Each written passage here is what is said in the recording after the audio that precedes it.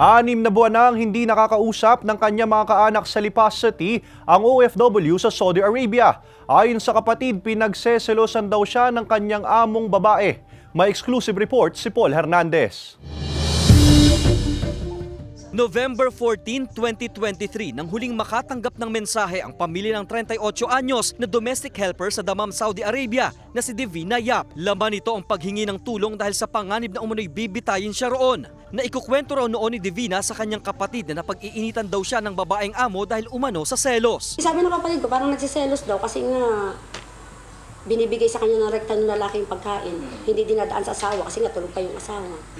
Pag nadating, baka yun ang kinagagalit ng babae. Bago ang huling mensahe sa pamilya, nakapagpaalam pa raw si Divina na isinama siya ng kanyang amo sa Makkah. 6 na buwan ang lumipas. Wala na raw anumang narinig kay Divina at hindi na rin daw siya makontak. Magbabakasyon lang daw po sa ina ng babae ng 2 weeks.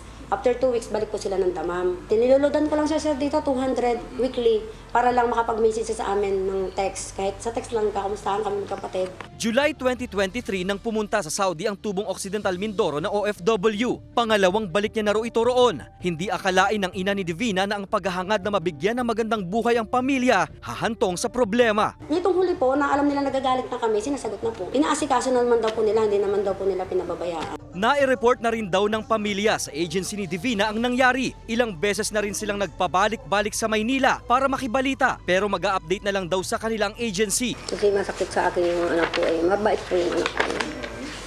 Masipag po at mabait yun, magalang. Para isipan na sa akin ang isip ko, parang hindi sa makanagpunta, parang nilito na anak ko.